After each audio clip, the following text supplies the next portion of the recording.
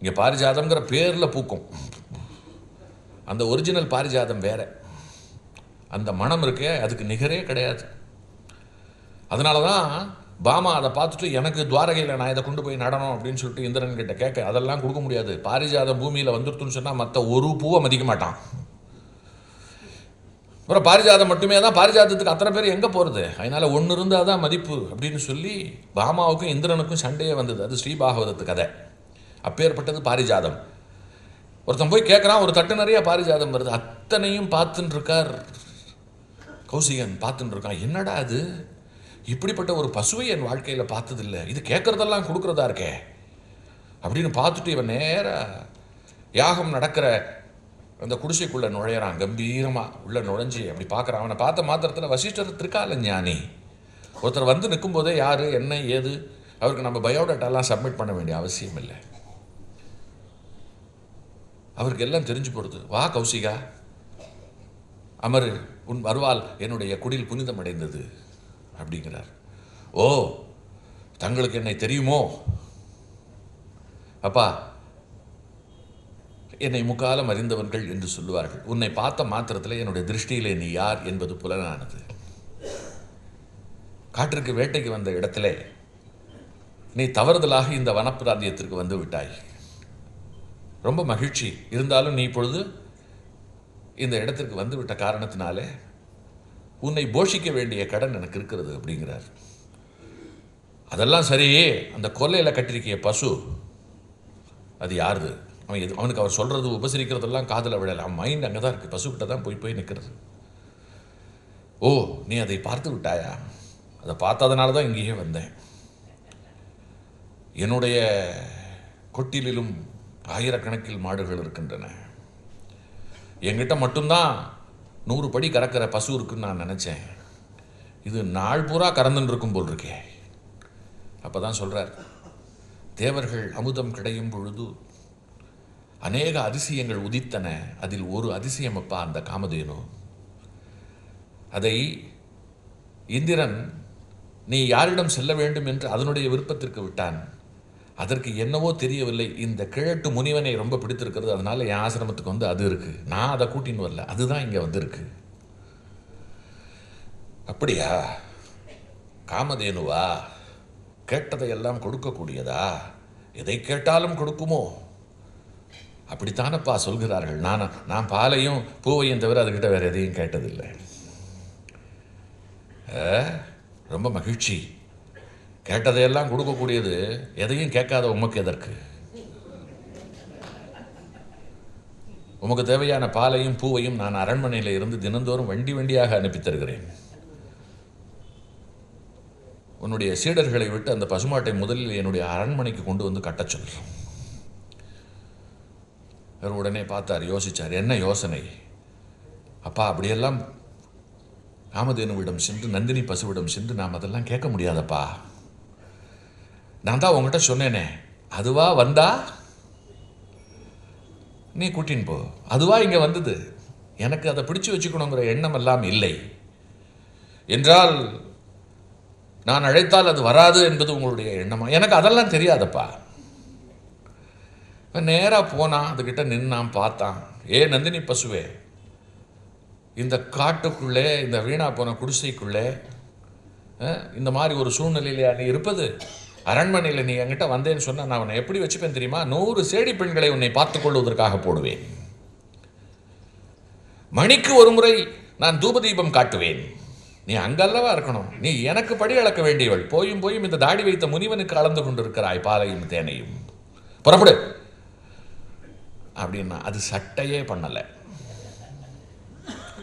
போய் அப்படி கையை வச்சு பிடிக்க போனான். ஒரே முட்டு தூக்கி தூரம் எரிஞ்சுது. சீடர்கள் 2 பேர் அதை பார்த்து சிரிச்சுட்டா.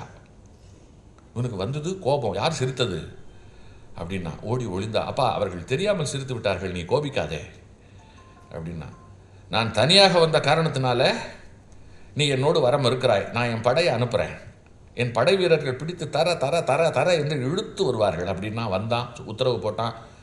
வீரர்கள் வந்தார்கள். தர தர தரன்னு அவா இழுத்துன்னு வரல, தர தர தரன்னு இது இழுத்து அவனை விட்டுது. தெரிச்சு போய் எல்லாம் ஒவ்வொருத்தனும் வந்து விழுந்தான். என்னடா இது, அரசே, அதன் கொம்பிலே இருந்து 1000 வீரர்கள் வருகிறார்கள். நினைத்து பார்க்க முடியாத அளவிற்கு அவர்கள் கைகளிலே ஆயுதங்கள் இருக்கிறது. அந்த பசுவினுடைய பார்வையை எங்களாலே தகிக்க முடியவில்லை. அது தானா வந்தாதான் அரசே, அதை யாராலும் பிடிக்க முடியாது. 1,00,000 வீரர்களோடு நீங்கள் போனால் கூட அதை பிடிக்க முடியாது. நம்ம 1,00,000 போனால் அது 10,00,000 பேரோட எதுக்கு வருது? இப்போ யோசிக்கிறான். திரும்ப வசிஷ்டர்கிட்ட வரான். என்ன வசிஷ்டரே, ஒரே மாய்மாலமாக இருக்கிறதே. மாய்மாலம்லாம் ஒன்றும் இல்லை.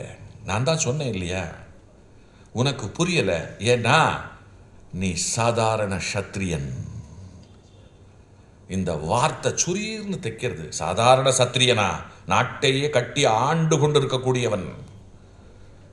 அப்பா, அதிகாரத்தை வைத்துக்கொண்டு, உடல் பலத்தை வைத்துக்கொண்டு நீ நாட்டை ஆளலாம், வீட்டை ஆளலாம், சகலரையும் ஆளலாம்.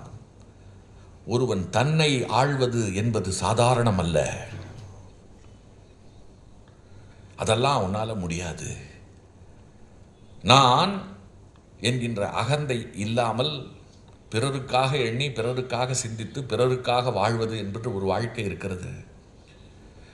அகந்தை உள்ளவன் பின்னால் அது வராது. புலன்களை அடக்கி ஒடுக்கி நான் என்னும் அகந்தையை எவன் ஒருவன் வெற்றி கொள்ளுகின்றானோ அவனுக்கு தான் அது வசப்படும்.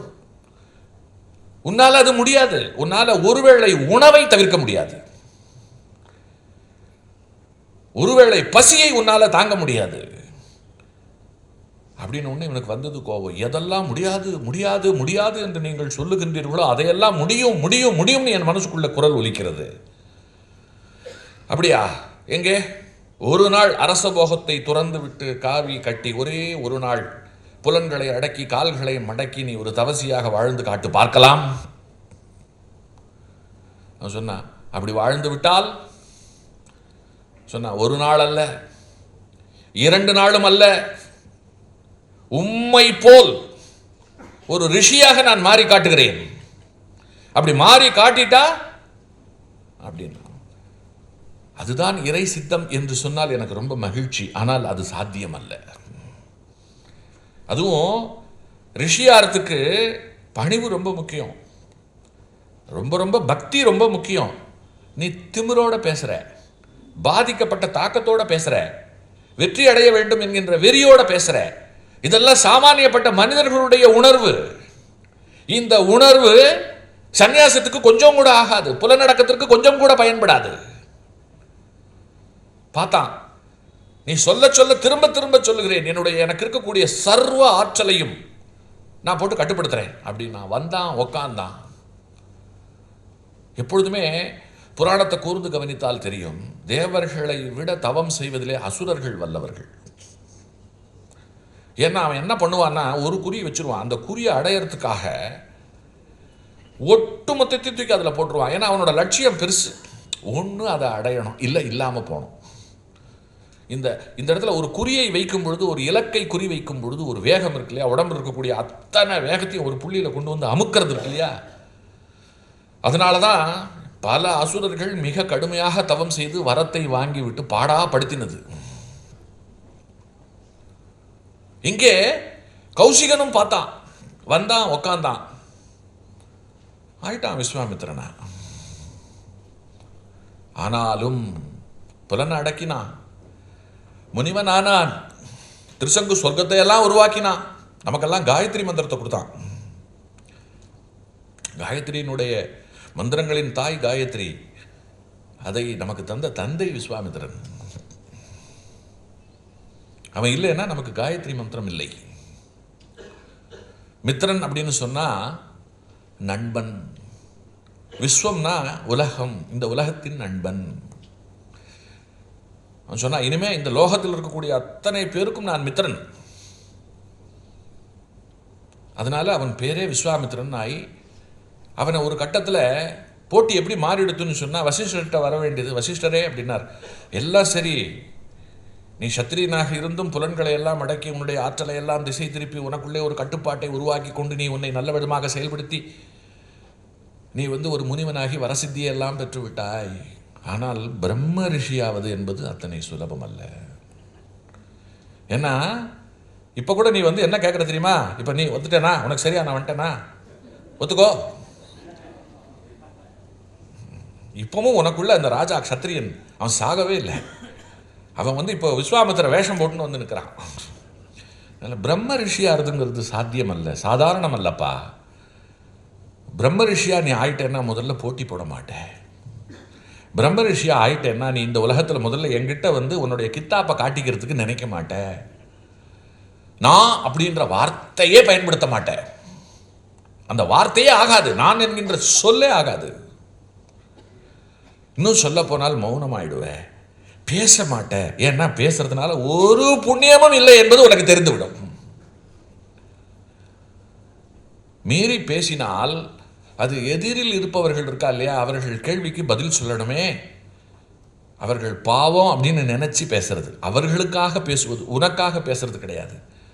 மனசுக்குள்ளேயும் மனோநாசம் செய்து கொண்டு விடுவாய். ஒரு எண்ணம் கூட இல்லாமல் மனசை வைத்துக் கொள்ள முடியுமா? மனோநாசம்ங்கிறது அதுதான். ஒரு எண்ணம் கூட இல்லாமல் மனசை அப்படியே நிர்மலமா அப்படியே வச்சுக்கிறதுங்கிறது சாதாரணம் இல்லையே. அதனால உன்னால முடியாது அப்படின்றதுலேருந்து பகையை விஸ்வாமித்திரன் என்ன பண்ணா, அப்போ நீர் வந்து பிரம்ம ரிஷி, நான் வந்து நீ பிரம்ம ரிஷி இல்லைன்னு நிரூபிக்கிறேன். இந்த உலகத்தில் இருக்கிற எல்லாரும் என்ன போல தான் நடந்துக்க முடியும்? அது எப்படி ஒரு விஷயத்தில் கூட ஆசை இல்லாமல், ஒரு சிறு தவறு கூட செய்யாமல், அது எப்படி எல்லாத்தையும் சமமாக நினச்சி ஒருத்தன் வாழ முடியும்? நான் சொல்கிறேன், உனக்கும் கோபம் வரும்,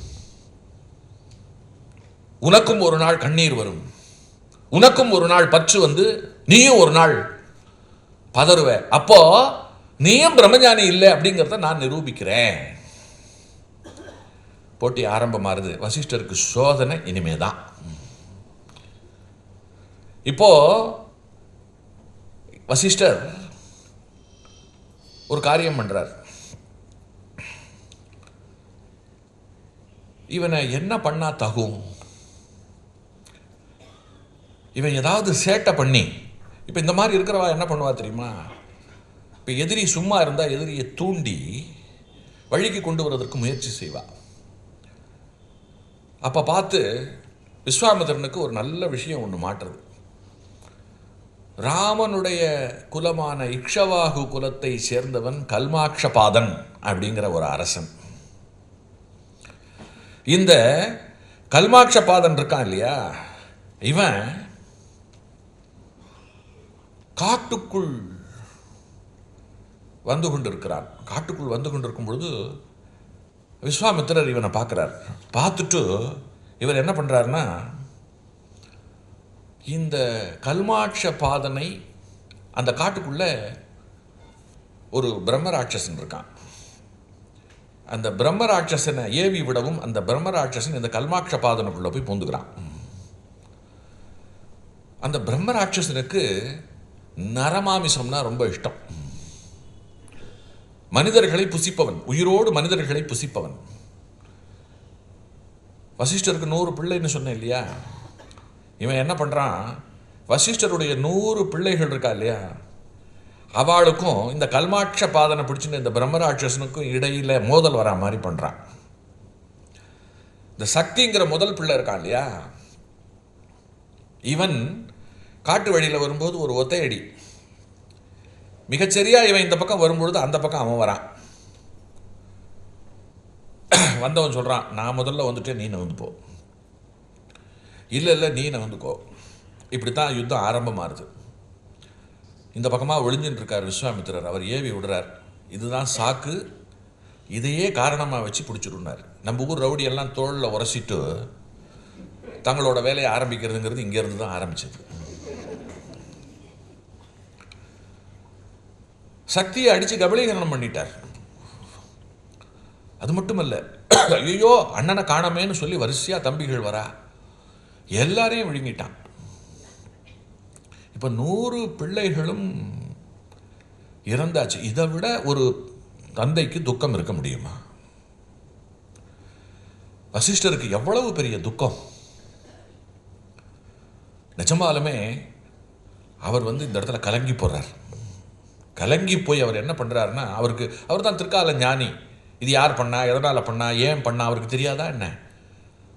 கல்மாக்ஷபாதன் என்கின்ற ஒரு பிரம்மராட்சசன் தன்னுடைய பசிக்கு தன்னுடைய பிள்ளைகளை தின்று விட்டான். அதற்கு பின்னால் இருந்து அதையெல்லாம் இயக்கி வைத்தவர் விஸ்வாமித்திரர், எல்லாம் தெரியுது. ஆனால் விஸ்வாமித்திரர் மேலே கோபப்படவோ, அவரை கூப்பிட்டு, டே பாவி, நியாயமாடா, நீ நல்லா இருப்பியா, நாசமாக போனவனே, உனக்கு குழந்தை குட்டி இருந்தால் தெரியும்டான்னு சொல்லிட்டு அவர் பலாக்கணம் பாடுறதுக்கு 100 இருந்தாலும் 100 நியாயங்கள் இருந்தாலும் நினச்சி கூட பார்க்கல.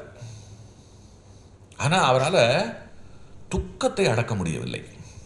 இதுதான் வசிஷ்டர் வாழ்க்கையில் இருந்து கொண்டு நாம் தெரிந்து கொள்ள வேண்டிய, நாம் எடுத்துக்கொள்ள வேண்டிய புத்திர சோகம் என்பது பிரம்ம ஞானியை கூட விடவில்லை. எத்தனை பெரிய கர்மம் இருந்தால் பிரம்ம ஞானியை கூட அது பாதிக்கும். அது மட்டுமல்ல, ஒரு கனவு அப்படின்னு நாம சொல்றோம், கனவுக்கு விஞ்ஞானம் கொடுக்கிற விளக்கம் எண்ணங்களின் கசிவு.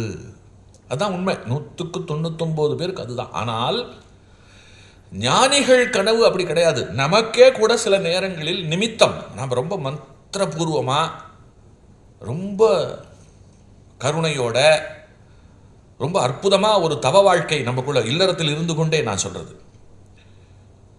12 வருஷம் ஒருத்தன் பொய்யே பேசலேன்னு சொன்னா, ஒரு பொய் கூட 12 வருஷம் தான். ஒரு பொய் கூட பேசாத ஒருவன் சொல்வதெல்லாம் பலிக்கும். இதெல்லாம் சாத்தியம்.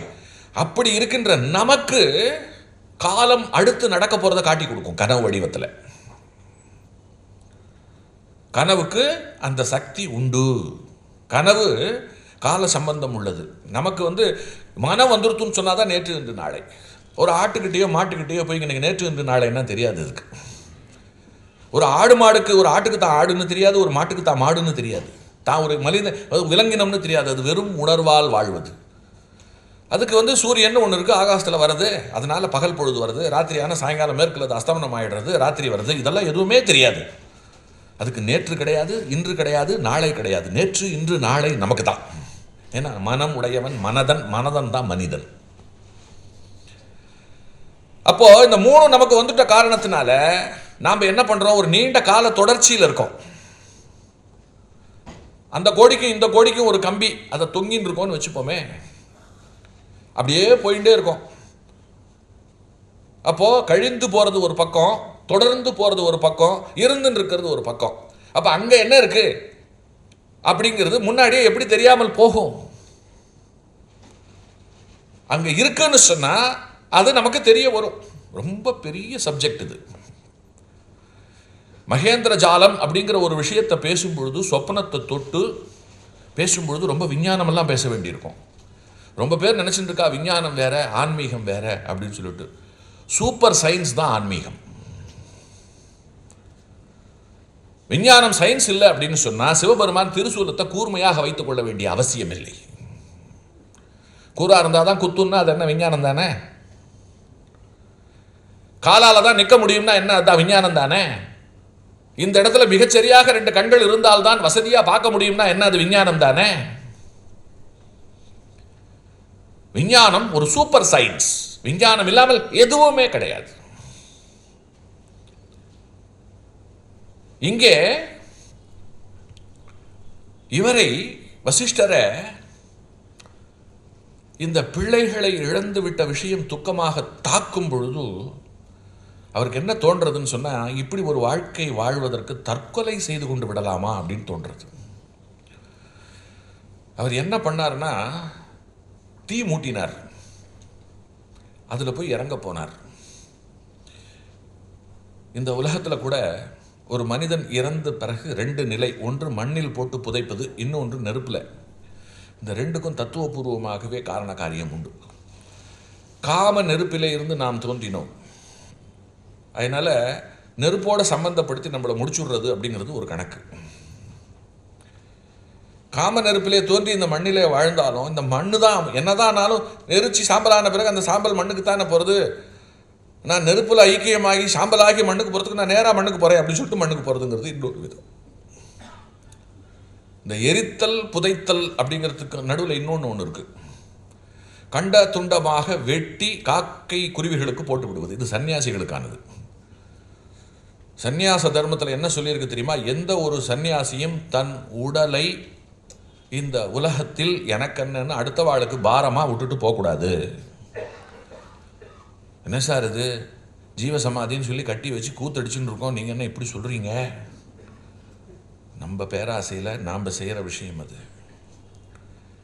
காலத்தால் நாம் என்ன பண்ணோம், ஐயோ என்னுடைய குருநாதனுடைய உடம்பை நான் கத்தியாலையும் வாளாலையும் வெட்டுறதா, அது திருமேனி மாட்டேன் அப்படின்னு சொல்லி நாம் என்ன பண்ணுறோம், பிடிச்சி வச்சுக்கிறோம். பிடிச்சி வச்சுட்டு இருக்கிற காரணத்தினாலேயே, அதை அழிய விடாமல் பண்ண காரணத்தினாலேயே அவளும் மேலே போகாமல் நம்மளை சுற்றி சுற்றி வந்து இறப்புக்கு பிறகும் நமக்கு ரட்சணை செய்து கொண்டிருக்கிறார்கள்.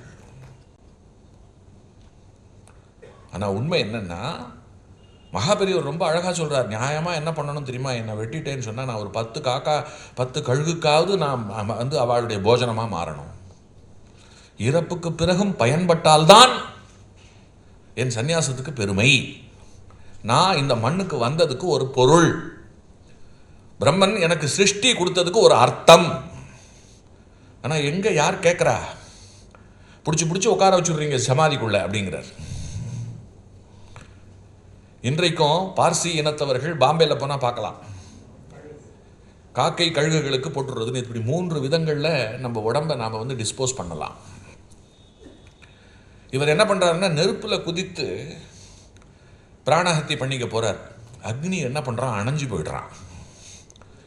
அணைஞ்சு போனது மட்டும் இல்லை, அவர் முன்னால் பிரசன்னமாகி, பிரம்மஞானி உண்மை சாம்பலாக்கின பாவத்தை நான் எங்கேயா போய் தீக்கிறது?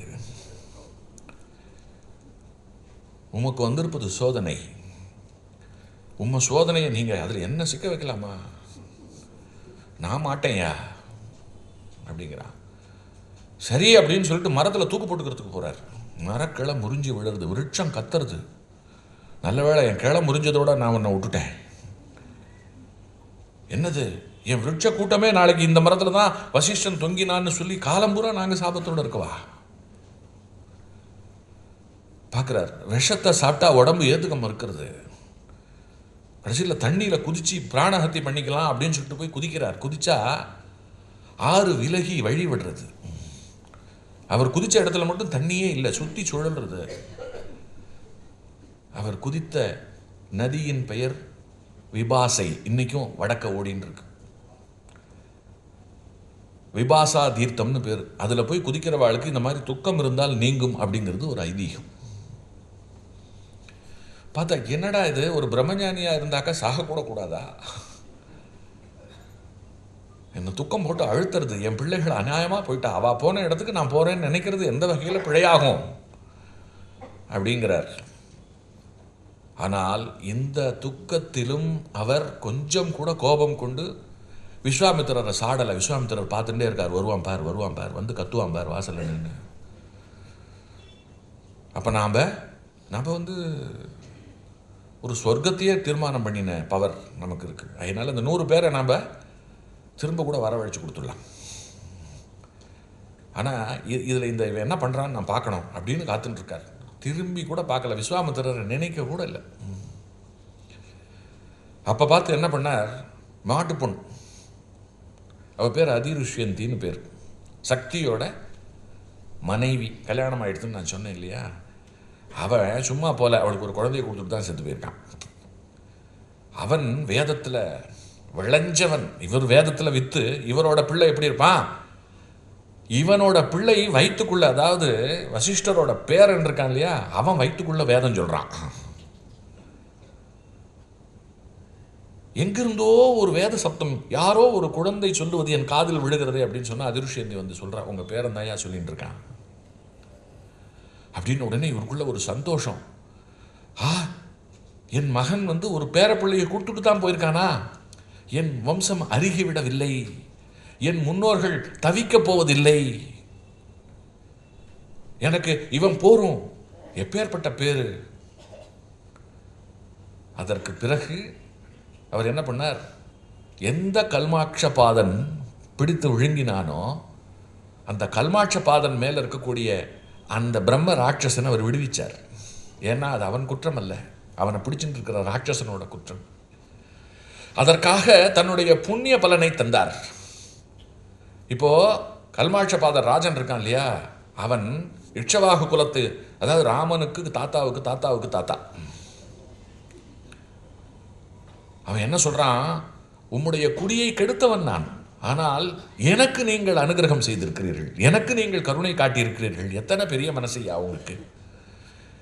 உங்ககிட்ட நான் ஒரு வரம் கேட்கட்டுமா? காப்பாற்றினதோடு எல்லாம் வரம் கேட்குறான். இப்போதான் பிரம்மஞானியாச்சா, வரம் கொடுக்குறேன்னா கொடுத்துடணுமே. என்ன வரம் வேணும் கேளு, கேட்குறத முடிஞ்சதை கேளு தரேன் அப்படின்னார். ஒன்றுமில்லை, எனக்கு இந்த ஜென்மத்தில் பிள்ளை பேர் இல்லை, ஆனால் என் மனைவிக்கு நீங்கள் பிள்ளையை கொடுக்கணும். சாஸ்திரத்தில் இதற்கு இடம் இருக்கிறது. ஏன்னா இது காமத்தால் நிகழுகிற செயல் அல்ல.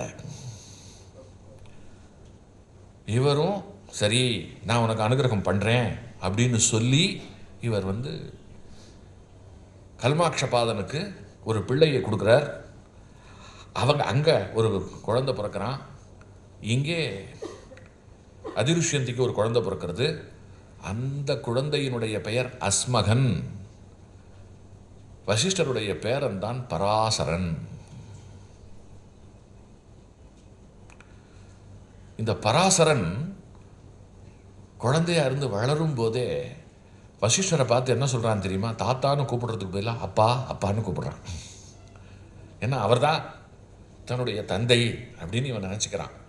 அதிருஷ்யந்தி சொல்கிறா, டே அவருடைய தாத்தாடா, அப்பா இல்லடா, அவருடைய தாத்தா அப்படின்னு சொல்லி ரொம்ப சிரமப்பட்டு தான் வளர்த்துற. அந்த அளவுக்கு பாசத்தோடு பராசரன் வளரும் பொழுது ஒரு நாள் கேட்குறான், அப்போ என் அப்பா எங்கே? என் அப்பா இல்லை, இவர் தாத்தா அப்படின்னு சொன்னால் என் அப்பா எங்கே அப்படின்னு கேட்கும் பொழுது அவ சொல்கிறா, இவர் சொல்லாததை அவ சொல்கிறா, விஸ்வாமித்திரன்னு ஒரு கோபக்கார முனிவன் உங்கள் தாத்தாவோட சண்டை போட்டுண்டு அவர் ஒரு பிரம்மஞானி இல்லை அப்படிங்கிறத நான் நிரூபிக்கிறேன் அப்படின்னு சொல்லி ஆவேசப்பட்டு அவர் பண்ணின சோதனையில் உங்கள் அப்பா செத்து போயிட்டார்டா, ஒரு ராட்சசனுக்கு இரையாகி விட்டார். எல்லாத்துக்கும் காரணம் அந்த ஆள். அத்தனை ஒரு கொடிய காரியம் செய்த அந்த விஸ்வாமித்திரனை நம்ம தாத்தா தண்டிக்கலையா? இல்லைப்பா, அவரை பொறுத்த மட்டும் இந்த உலகத்தில் எந்த ஒன்று யாருக்கு நடந்தாலும் அதற்கு பின்னாலே மிகச் சரியாக ஒரு காரணம் இருக்கிறது என்பதை தெரிந்த பிரம்மஞானி அவர். தன்னை நோக்கி கௌசிகன் விஸ்வாமித்திரன் ஆனதற்கு பின்னால் கூட ஒரு காரணம் இருக்கிறது. அப்படி விஸ்வாமித்திரன் ஆனவன் தன்னோடு உரசி தன்னை பிரம்மஞானி இல்லை என்று சொல்வதற்கு பின்னாலும் ஒரு சரியான காரணம் இருக்கிறது. அதே போல 100 பிள்ளைகள் தன் பெற வேண்டும், பெற்ற பிள்ளைகள் இப்படி ஒரு அசுரனுக்கு, ஒரு பேய்க்கு, ஒரு பிசாசுக்கு உணவாகணுங்கிறது அவா கர்மால இருக்கு. இந்த உலகத்தில் வினையிலிருந்து யாரும் தப்பிக்க முடியாது.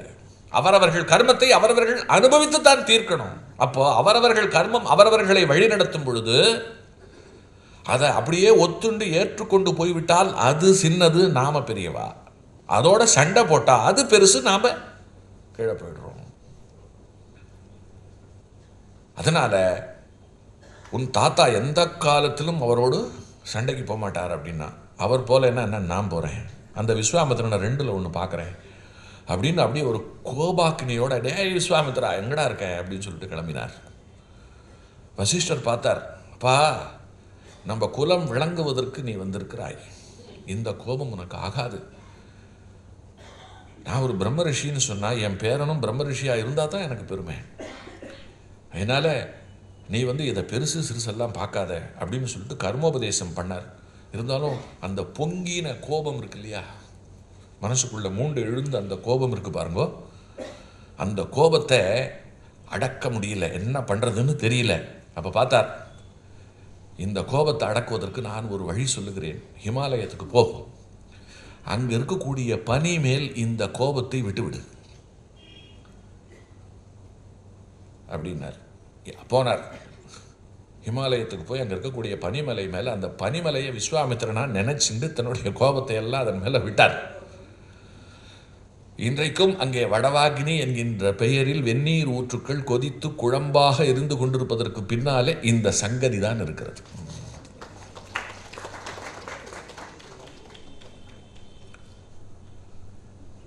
கடைசி வரையில் வசிஷ்டர் தன் பேரனை திருத்தினார், பிள்ளைகள் இழந்த துக்கத்தை சகித்து கொண்டார்.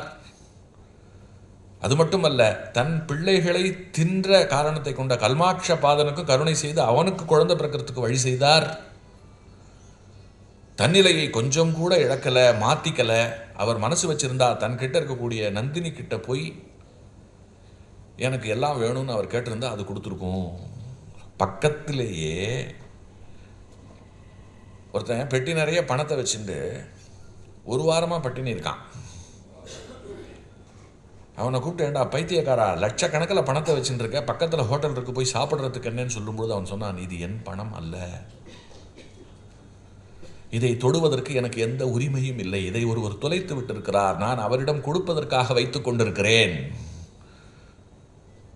இந்த பணத்தை எடுத்து நான் சாப்பிட்டுட்டேன் அப்படின்னு சொன்னா நான் திருடிட்டேன்னு அர்த்தம்.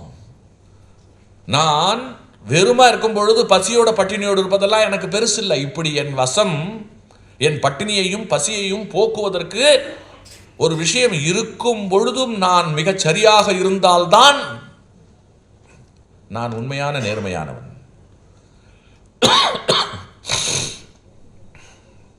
அந்த மாதிரி அவருக்கு எல்லா வாய்ப்பு, எல்லா வசதிகள் இருந்தும் எதையும் பயன்படுத்தி கொள்ளவில்லை. அவர் பிள்ளைகளை பெற்றது கூட வம்சம் தழைக்க வேணும் அப்படிங்கிறதுக்காகத்தானே தவிர வேறு காரணங்களுக்காக இல்லை. அதனால தான் அருந்ததியை இன்றைக்கும் ஒப்பற்ற பிள்ளைகளை ஒப்பற்ற புருஷனை பெற்றவள் என்கின்ற முறையில் திருமணத்தின் போது ஞாபகம் அருந்ததியை பார்க்குற. அருந்ததியை பார்க்கும்போது வசிஷ்டர் ஞாபகம் வந்து, வசிஷ்டர் ஞாபகத்தின் போது இப்போ உங்களுக்கு இந்த சம்பவம், நான் இன்னைக்கு சொன்ன விஷயங்களெல்லாம் ஞாபகத்துக்கு வரணும். அப்போ இப்பேற்பட்ட ஒரு மிகப்பெரிய பெருமகனாருடைய வாழ்க்கையை சிந்திச்சு பார்க்கறதுங்கிறது எத்தனை அற்புதமான ஒரு விஷயம் இல்லையா? இப்போ முனிவன் முடிஞ்சது, யோகி கிட்ட போறேன். இந்த யோகி யாரோ அல்ல, நாம் பார்க்க சமகாலத்தில் நம்ம முன்னால வாழ்ந்து விட்டு 1963 ஜூலை மாதம் 14 தான் இந்த யோகி நம்மளை எல்லாம் விட்டு நீங்கினார். சுவாமி சித்பவானந்தர். சித்பவானந்தரை பற்றி நிகழ்கால சமூகம் நிறைய தெரிந்து கொள்ள வேண்டும். ஏன்னு சொன்னா, இன்றைக்கு இந்த சமூகத்தில் பிறருக்கு உதவி செய்வது அப்படிங்கிறது இருக்கு இல்லையா, அந்த விஷயம் குறைந்து கொண்டு வருகிறது. சேவை அப்படிங்கிற ஒரு விஷயம் அருகி கொண்டு வருகிறது. சித்பவானந்த சுவாமிகள் சேவைக்குன்னே பிறந்தவர். அவரை நினைச்சா சேவைதான். இப்படியெல்லாம் ஒருத்தரால சேவை செய்ய முடியுமா அப்படிங்கிற அளவிற்கு சேவை செய்தவர். அப்பைய தீட்சிதர் மதுரையில் ரொம்ப மீனாட்சி அம்மன் கோவிலில் ரொம்ப பிரசித்தி பெற்ற குடும்பம் அப்பைய தீட்சிதர் குடும்பம். அப்பைய தீட்சிதர் கீர்த்தனைகள்லாம் ரொம்ப பிரசித்தி. அந்த குடும்பத்தினுடைய வழியில் வந்தவர். வெங்கு ஐயருக்கும் பார்வதி அம்மாளுக்கும் திருநெல்வேலியில் பிறந்தவர். ஒரு ஆச்சரியமான ஒரு அதிசயமான ஒரு விஷயம் என்ன அப்படின்னு சொன்னால், நிறைய சன்னியாசிகள் நாம் பார்க்க நிறைய துறவிகள் இருக்கா இல்லையா, இவாள்லாம் இளம் பிராயத்திலேயே தங்களை, அதாவது வாழ்க்கைக்குள்ள புகுந்து பல ருசிகளை அறிவதற்கு முன்பாக ஒரு 6-7 வயசுலேயே சன்னியாசத்துக்கு வந்துட்டவா. அதாவது நம்ம மகா பெரிவாள் ஆகட்டும், சேஷாத்ரி சுவாமிகளாகட்டும், சத்யசாய் பாபாவாகட்டும், இவா எல்லாமே சின்ன வயசுலேயே சன்னியாசத்துக்கு வந்துட்டவா. வாழ்க்கையோட மாயா இருக்கு இல்லையா, அதோட ரொம்ப அவ போராட வேண்டிய அவசியம் அவர்களுக்கு ஏற்படலை. சன்னியாசத்துக்கு வந்து தங்களை கட்டுப்படுத்திக்கிட்டா. அழகாக ஆடை உடுத்தி பார்க்கறது, சினிமா ட்ராமான்னு போகிறது, பசங்களோட தெருவில் விளையாடுறது, 4 இடத்துக்கு டூரிஸ்டில் ஒரு டூர் போயிட்டு வருது, அப்புறம் பள்ளிக்கூடத்தில் பலவிதமான போட்டிகளில் பங்கெடுத்துட்டு பரிசுகள் வாங்கி சந்தோஷப்பட்டுக்கிறது. இதெல்லாம் இளம் பிராயத்தில் எல்லாருக்கும் நடக்கிற உற்சாகமான விஷயங்கள். இதெல்லாம் மறக்காமல் மனசுக்குள்ளே இருக்கிற விஷயங்கள்.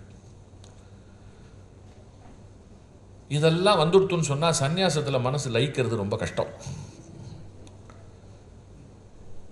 அத்தோட நம்மளோட உணவுக்கும் சன்னியாசியோட உணவுக்கும் நிறைய வேற்றுமை உண்டு. காரசாரமாக சாப்பிட்றது நம்மளோட வழக்கம். அதுவும் கல்யாண விருந்துன்னெலாம் சொல்லிட்டா நமக்கு எந்த கட்டுப்பாடுகளும் கிடையாது. அடுத்து உடம்பு ஆரோக்கியமாக வச்சுக்கணும் அப்படிங்கிறதுக்காக அம்மா இருந்தால் ரொம்ப பார்த்து பார்த்து ராத்திரி தூங்க போகும்போது பால் கொண்டு வந்து கொடுப்பா, காத்தால ஹார்லிக்ஸ் கொண்டு வந்து கொடுப்பா. எங்கள் பெற்ற தாய்மார்களெல்லாம் மறந்துட்டா என்ன பண்ணுறதுன்னு டிவியை திருகினா எப்போ பாரு யாராவது 4 பேர் உன் பிள்ளை ஓங்கி வளரணும்னா நீ இதை கொடுத்தா தான்.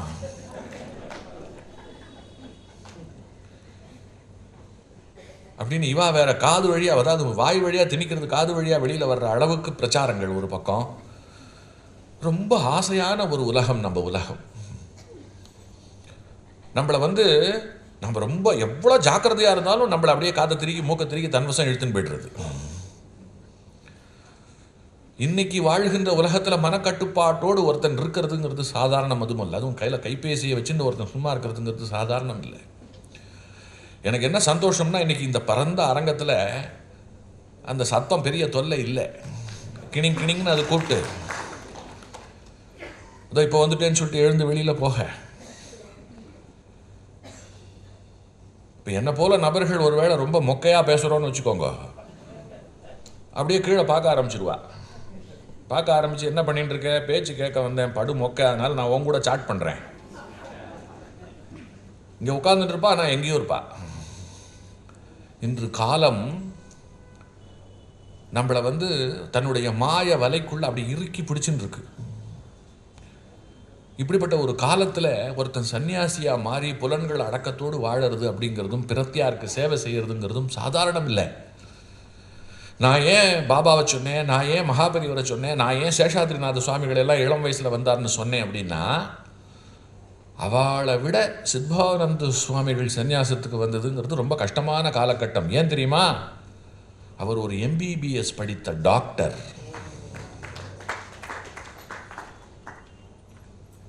ஒரு டாக்டர் தன்னுடைய தொழில் இருக்கு இல்லையா, அதை விட்டுட்டு ஒரு கோவணத்தை கட்டிட்டு சன்னியாசியாக வருது அப்படிங்கிறதுங்கிறது யோசிச்சு பாருங்க. எத்தனை அதற்கு ஏன்னா இன்னைக்கு டாக்டர் தான் அழுறான்.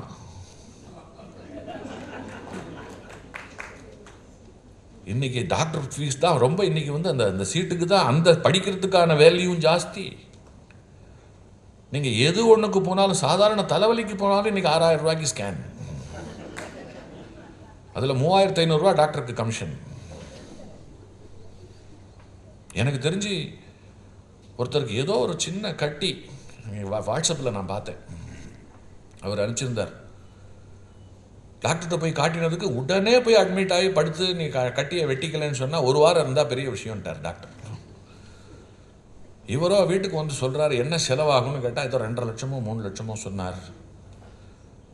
அப்படின்னு உடனே என்ன பண்ண போகிறீங்க அப்படின்னு 1 வாரம் கெடு விதிச்சிருக்காரு, அதுக்குள்ளே போயிடுவீங்க போட்டிருக்கேன்னு சொல்லும்போது அவர் சொன்னார், எனக்கு என்னமோ அந்த ஆள் ரொம்ப டூ மச்சாக சொல்கிற மாதிரி தெரியுது, இது சாதாரணமான ஒரு கட்டியாக தான் எனக்கு தெரியுது அப்படின்னு சொல்லிட்டு நான் இன்னொரு 4 நல்ல டாக்டரை போய் பார்க்குறேன் அப்படின்னு சொல்லிட்டு அவர் ஒரு 4 பேர்கிட்ட போகும்போது மாற்றி மாற்றி சொன்னார். அவர் இப்படி சொன்னார், இவர் இப்படி சொன்னார்னும் போது ஒரு நல்ல டாக்டர் இல்லாமலா இருப்பா. அவர் சொன்னார், ஒன்றும் இல்லைப்பா, நான் ஒரு மாத்திரை தரேன், இதுலேயே இது சரியாக போய்டுனார். சாப்பிட்டா சரியாக போயிடுது. அவர் அது எனக்கு வாட்ஸ்அப்பில் அனுப்பிச்சிருக்கார், ஃபேஸ்புக்கில் இப்பவும் இருக்குது. அவர் பேர் டிஎஸ் நரசிம்மன்னு சொல்லிட்டு ஜோதிடர், மதுரையில் இருக்கார். அப்புறம் நான் அந்த டாக்டர்கிட்ட போய் கேட்டேன், அவர் சொல்லலை, ஏப்பா நாங்கள்லாம் பிழைக்க வேண்டாமா, எத்தனை லட்சத்தை கொடுத்துட்டு சீட்டு வாங்கியிருக்கோம். உடனே எல்லா மருத்துவர்களுக்கும் கோபம் வந்துடக்கூடாது. இன்னைக்கு மருத்துவ உலகத்தில் இன்னைக்கு எடுத்ததற்கெல்லாம் பரிசோதனை அப்படின்னு சொல்லி ஒரு வர்த்தகமாகி கொண்டிருக்கக்கூடிய ஒரு காலம். இந்த வர்த்தகமாகி கொண்டிருக்கக்கூடிய காலத்தில் கூட ஐயோ இது ரொம்ப தப்புன்னு சொல்லிட்டு சர்வீஸ் பண்ணுறவா இருக்கா. உலகத்தில் வலி நீக்குகின்றவர்கள் 2 பேர். கடவுள் இந்த உலகத்தில் ஒன்று மிகப்பெரிய வலி நீக்கி அவன், அதற்கு பிறகு மனித வடிவத்தில் டாக்டர்கள் தான். அப்போ எப்பேற்பட்ட ஸ்தானம், கடவுளுக்கு நிகரான ஸ்தானம். இன்னொன்று, வியாதி வருதுன்னு சொன்னாலே கர்மா தான் காரணம். அப்போ நாம் அந்த வியாதியை விரட்டுகிறவன் கடவுள். நான் விரட்டாமல் நான் என்ன பண்ணுறேன், விலைக்கு வாங்கி விடுறேன். நான் கர்மாவை விலை பேசுகிறேன், கர்மாவை நான் விலைக்கு வாங்குகிறேன் என்கின்ற உண்மை தெரிந்த மருத்துவன் மிகப்பெரிய சேவகனாக இருப்பான். தப்பித்தவரை கூட தொட மாட்டான். நீங்கள் ஒரு டாக்டரை போல யோசிச்சு பாருங்கள். டாக்டரோட பணி சாதாரணம் அல்ல. நாம் சந்திக்கிற அத்தனை பேர் நோயாளி கிடையாது, ஆனால் அவள் சந்திக்கிற அத்தனை பேர் நோயாளி. அதே போல தான் ஜெயிலில் இருக்கக்கூடிய வார்டன், ஜெயிலில் தப்பு செஞ்சவன் ஜெயிலில் இருக்கான், அவன் காவல்காரன் ஒருத்தன் கூடவே இருக்கான், அவன் என்ன பாவம் பண்ணான்? யோசிச்சு பாருங்க. ஏன் போலீஸ்காரெல்லாம் ஒரு மாதிரி இருக்கா? அவள் பழகிற பழக்கம், அவளோட பாதிப்பு. நான் சொன்னேன் இல்லையா, எல்லாருக்கும் ஒரு ஆறா இருக்குது, அது படுத்துகிற பாடு அப்படின்னு சொன்னேன் இல்லையா. கைராசி அப்படின்னு ஒன்று இருக்குது, முகராசி அப்படின்னு சொல்லிட்டு ஒன்று இருக்குது, உடல் ராசி அப்படின்னு சொல்லிட்டு ஒன்று இருக்குது. நீங்கள் விடுற மூச்சு காற்றுலேருந்து வரக்கூடிய அதிர்வு கூட என் எண்ணத்தை மாற்றுவதற்கு சக்தி இருக்கிறது. சாவு வீட்டுக்கு போயிட்டு வந்தால் ஏன் குளிக்கணும்னு சொன்னா, பார்பர் ஷாப்புக்கு போயிட்டு வந்தால் ஏன் குளிக்கணும்னு சொன்னா, வெளியில் போயிட்டு வந்தாலே கை காலை ஏன் கழுவிக்கணும்னு சொன்னா, இவைகளுக்கு பின்னாலெல்லாம் மிகப்பெரிய மிக மிக பெரிய உண்மைகள் இருக்கிறது. இதிலெல்லாம் என் மதத்தை அடிச்சுக்கிறதுக்கு ஆளே கிடையாது. அவர்கள் சொன்னபடி வாழ்ந்தால் மனசு தாமரப்பூ மாதிரி இருக்கும், அத்தனை சந்தோஷமா இருக்கும். சித்பவானந்தர் அந்த மாதிரி ஒரு வாழ்க்கை இருக்கிறதே, அந்த வாழ்க்கை வாழ்ந்தவர். அவருக்கு ஒரு விஷயம் நல்லா தெரியும். அவரை பார்த்தா எப்படி தெரியுமா இருக்கும்? குஸ்தி பயில்வான் மாதிரி இருப்பார்.